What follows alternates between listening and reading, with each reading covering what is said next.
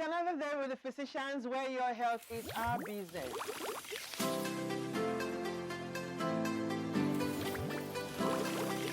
Growth spurt will end. So you are not going to take some drastic measures.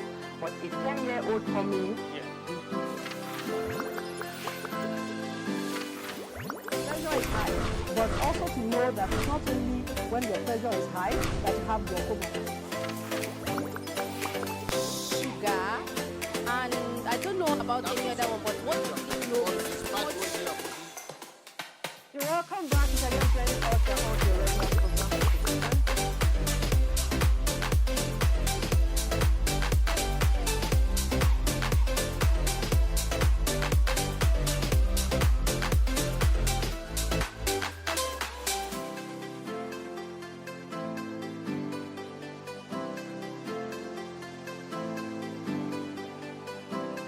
Cancer is a disease entity in which the affected cells, they lose their ability to stop growing.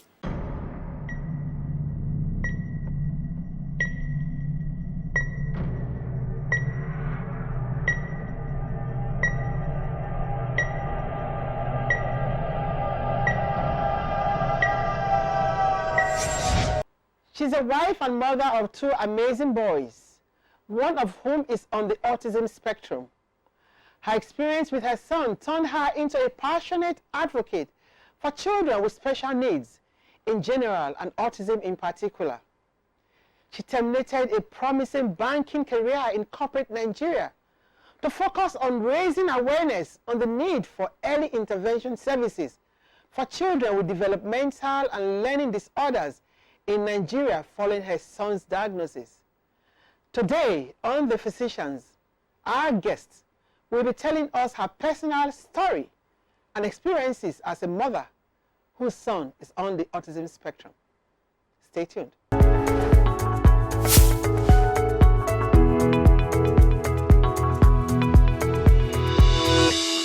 It's another day with the physicians where your health is our business.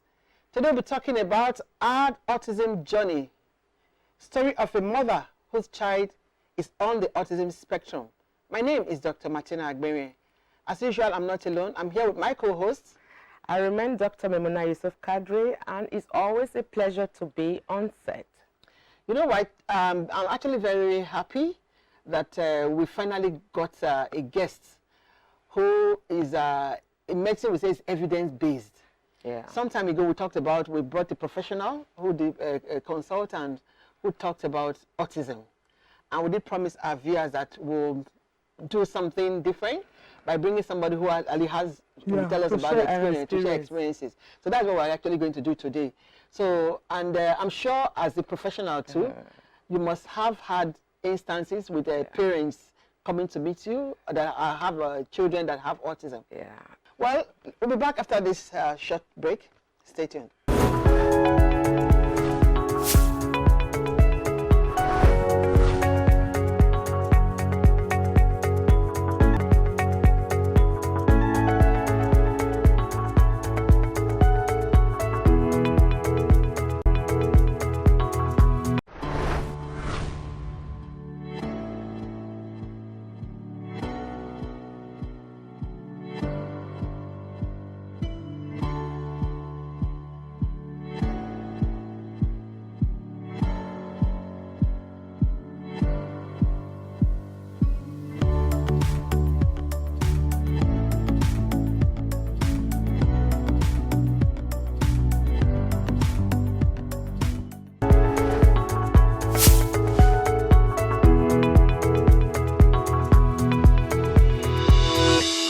Welcome back. If you have just joined us, you're on to your regular program, The Physicians, where your health is our business.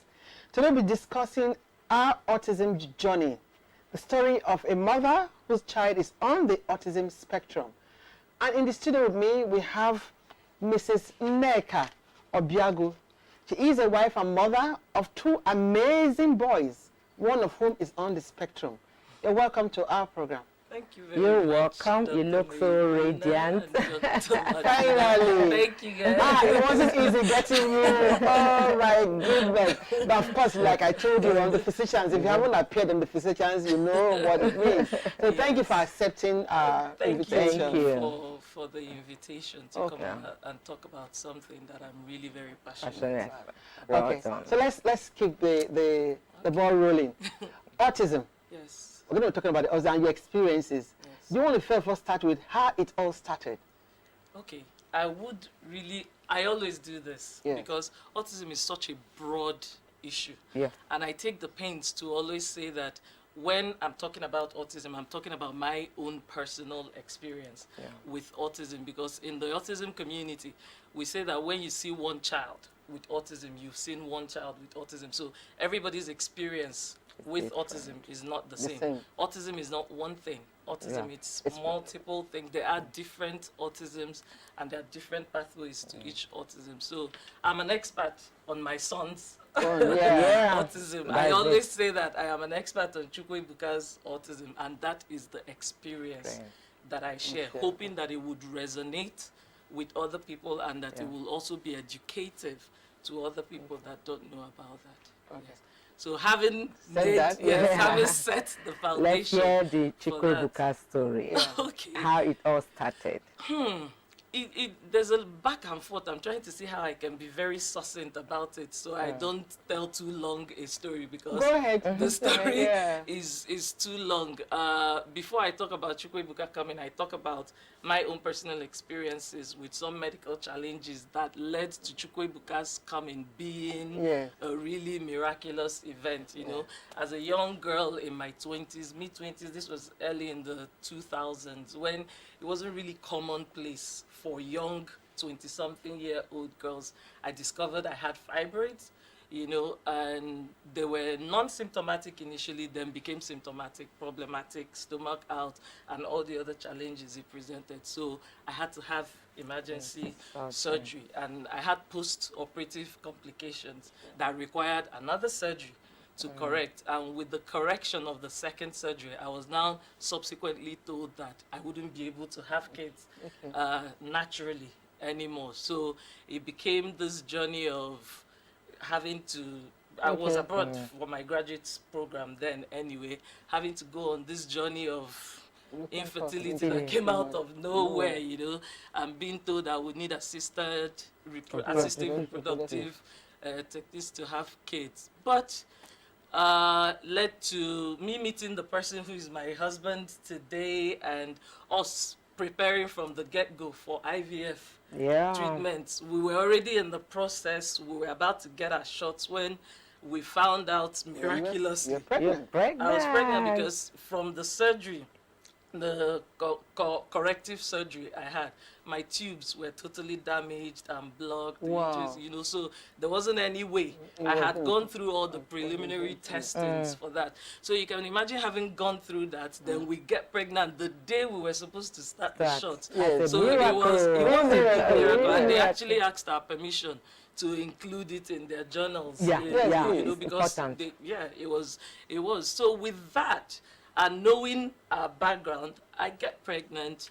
It was an easy pregnancy. My doctors were worried still because I still had fibroids, ruptured cyst, you know, and all of that, and another growing cyst. So they were worried. They kept a good eye on me. But the pregnancy was smooth. Delivered. Because he passed all his ABGA tests, everything. We now know all the names. I have had to, because I had to school myself, and I spent so much time with you doctors that I've started understanding when doctors are speaking the terminologies.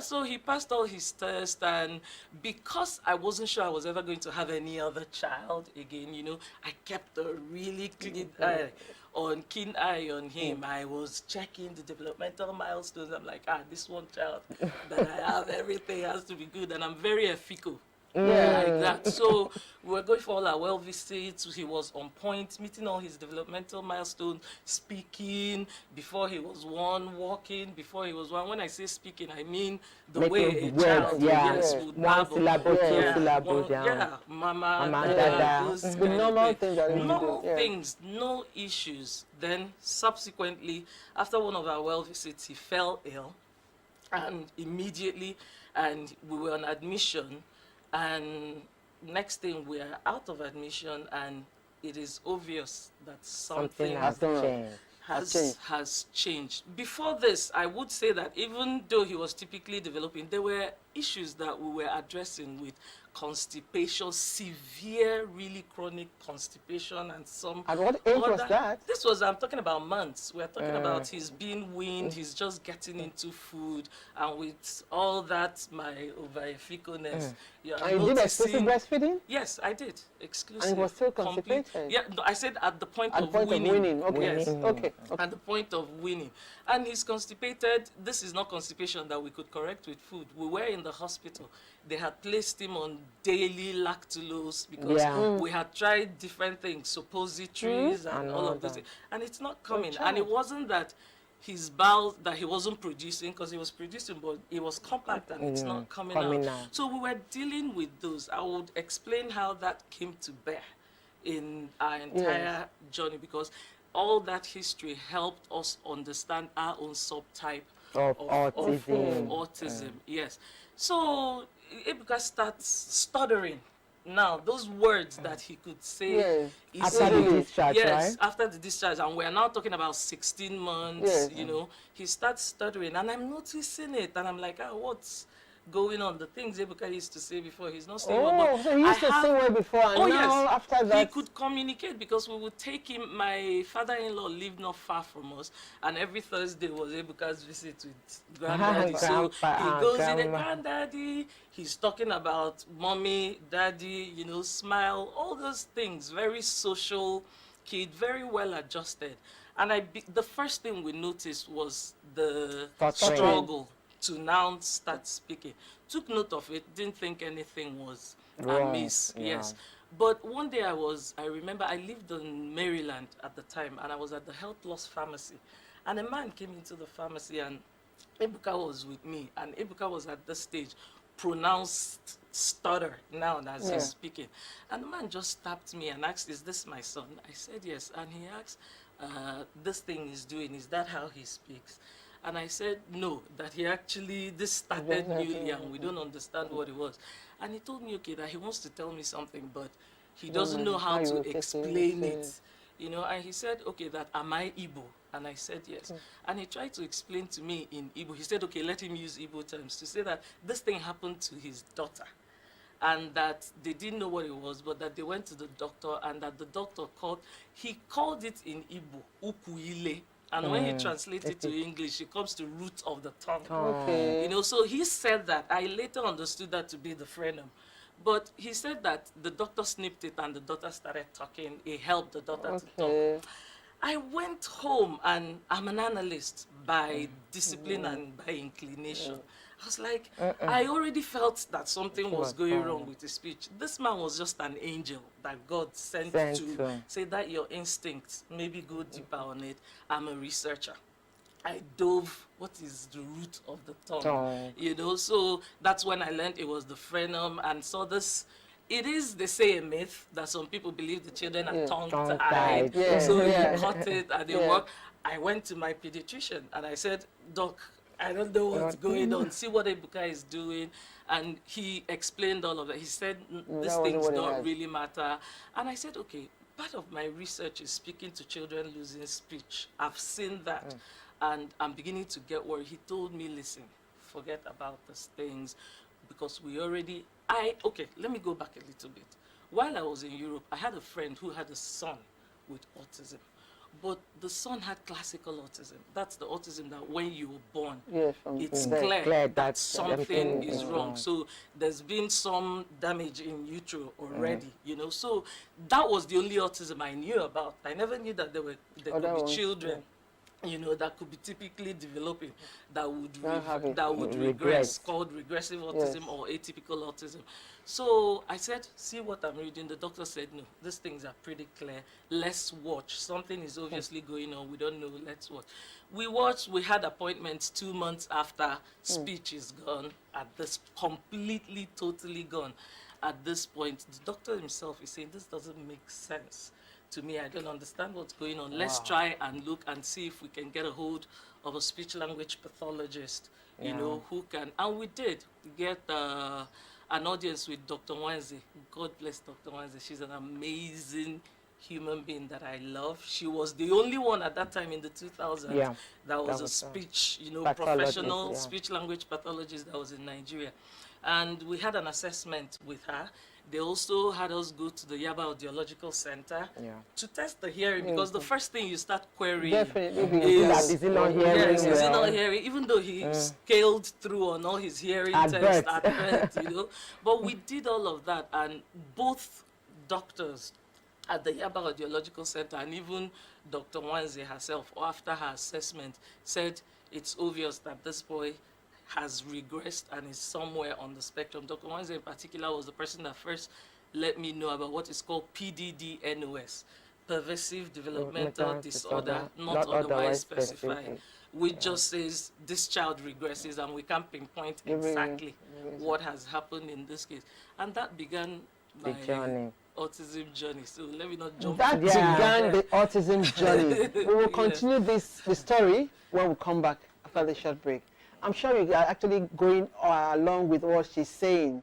It resonates with some parents, and even if not, for others who actually have people that actually have this kind of a challenge too, I'm sure it also resonates. Let's hear what you have to tell us out there from Keeping Up with the Physicians. We'll be back after the short break.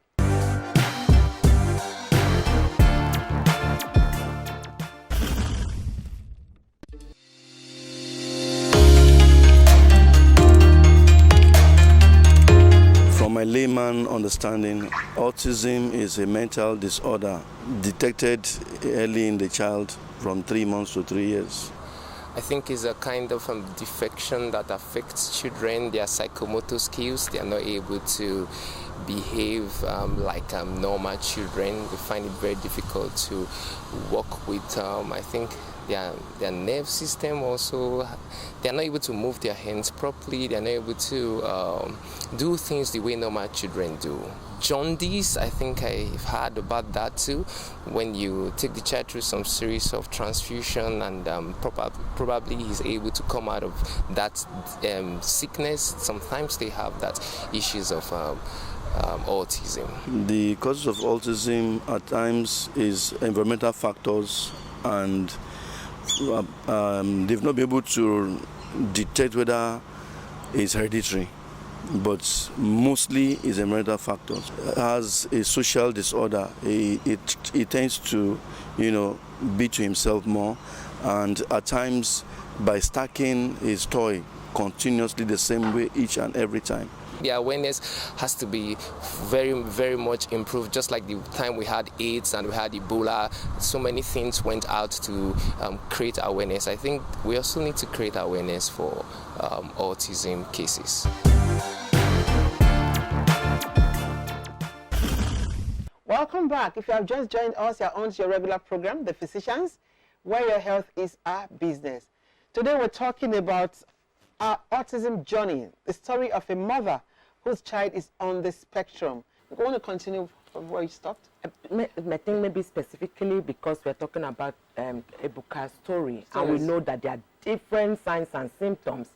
Let's hear what, after the speech regression, what are the other things you notice that, we can say, if we are narrowed down to atypical autism, somebody can relate and say, yes, this is how my own child also started and presented. I think that would work most. It's so different with everybody's presentation, because we have this checklist of things that the child might be doing. The child might start having behavioral issues, there can be meltdowns or tantrums depending on the case. You're calling the child is not responsive, the child uses your hand to point to things, you know, instead of verbalizing, the child is not attending when you're speaking to them. There's so many different things, but everybody does things different. There are some kids that they now start playing inappropriately with toys. So you give a child a toy, and instead of just like playing with it, they maybe start fiddling with the tires, spinning the tires. You see some children flickering lights and different things. So not everybody does everything that is on the checklist, but there are some things that you can notice. The child is not maintaining eye contact and things like that. For us, the speech was the biggest issue. The disappearance of the speech was the biggest issue. Then behaviorally, with Ebuka is a calm child. So we weren't having the typical meltdowns that you would have. But it was obvious that socially, his engagement was now different. Initially, he would be the one that would run to kids, hug them, you know, and things like that. But now he was beginning to spend more time on his own, beginning to focus, you know, maybe his toy car, you know, he flips the toy car and he's trying to open the toy car as against just the imaginative play that you would have in typical children. Then he became even restrictive with his food now. And that also is something that a lot of children on the spectrum really have very limited diets. I think you should talk about the food pattern and what they should do take and what they don't take, because that is a major. Some people just present with those gluten, casein-free kind of. I think please let's have. And what Dr. Memunah says is really spot on, because there is part of the therapies that you use with autism, because there are so many different therapies. And just like we said that autism is really a complex neurodevelopmental disorder, me being someone that believes in the biomedical approach to treating autism, which is that something that looks at autism from like a whole body disorder. So it's not just that there's something neurological now. What happened and what is happening internally to cause those, because we interpret behavior and we say, okay, this is an autistic behavior, but there might be something happening at the biological level that is giving rise to that behavior. So they say children on the spectrum have limited diet. Why do they have limited diet? A lot of them are having gut issues, gastrointestinal problems. And you can imagine a child like my son Ebuka, who is now 2 going on 3, he's lost speech, he's non-verbal, he can't speak. He can't tell me, Mommy, I don't want to eat this thing because it's hurting my stomach. So the child stops eating it. And moms are at a loss. What do I do? What do I feed my child? Without understanding that there are some children on the spectrum that are not able to process gluten, casein. You know, these are the protein. Casein is just in dairy. And you will say, every child takes milk, egg, and all that. And a child on the spectrum who has gastrointestinal issues that takes that, you would have behavioral repercussions. Then people will start trying to use medication to control behavior. While if you take on a nutritional intervention and you eliminate those things, because the makeup of a child on the spectrum is really unique. And if the child has things going on the inside that affect how they are, even like when you're doing therapy, and a child that has gastrointestinal issues is taking milk, the therapy is not going anywhere because the child can't attend. Gluten causes hyperactivity. It's almost like an excitotoxin in the brain. So you have a child that is hyperactive, the child can attend, the child can do the ABA that you want to do. Is not even effective at that point. But when you go and you start eliminating, identifying first those things that are causing the hyperactivity, the distraction, the stomach ache that the child is not able to talk about, and you start healing from the inside. From the inside out, healing the gut, eliminate those foods, use alternatives that are available. And therein lies the challenge of autism, because autism would break the bank. and we know the environment that we're in, because most of these food alternatives that are either gluten-free, casein, everything free. Honestly, there are some kids that can, and this is not the only diet. There's the Feingold diet, everything. There's so much. There are so many, and depending on where the child falls in, you might not be able to have access to the type of alternative food. So imagine now, in Nigeria, I'll tell myself maybe somewhere in the middle class, and I'm having challenges. Imagine like some of the women that I encountered when I was at Yaba Audiological Center. The lady that actually made me go about setting up my NGA, she was just a market woman. You know, her husband is a driver in the state ministry. They have a child with special needs. The child, at that point, I knew the child, it wasn't even spectrum because the child had physical impairment. And she doesn't understand what the issue is. And we live in an environment where there's so much discrimination and stigmatization when it comes to people with impairment or with disabilities. So they don't understand. They're thinking it's an uncle in the village or an auntie in the village or somebody. They don't have the means to even be able to talk about food alternative. The woman that is selling tomato in the market, you're telling her her child cannot drink the milk that every other person in her house is drinking, you know. So what is she supposed to do at that point? And therein lies that challenge that we as parents face, you know, especially here in Nigeria where we don't have federally funded programs that can support families, you know, with special needs, either educationally or even with therapies and things like that. Thank you very much, Mrs. Obiagwu. In fact, you have actually, I don't want to use the word made my day, you've actually handled this topic excellently, okay? And I'm sure everyone who listened will really know that getting the diagnosis or hearing the diagnosis that the child has autism is not the end of the world. On this note, I think I just want to end it here. Patience and love is all that is required. My name is Dr. Martina Agberian. Thank you very much. This has been a very beautiful, beautiful, relatable story. And to that parent out there, to the teacher, to the guardian, to the friend, to the community, even though we know autism spectrum disorders are more in boys than girls, please, early detection. When that diagnosis is given, it's not village people, not people are doing you, not witchcraft. Hit the ground running. Please kindly follow us on all our various social media platforms, Twitter, Instagram, Facebook, YouTube. And if you want to be a guest in the show, you are just a click away. Till next time, remain blessed. My name remains Dr. Begona Yusuf Kadri.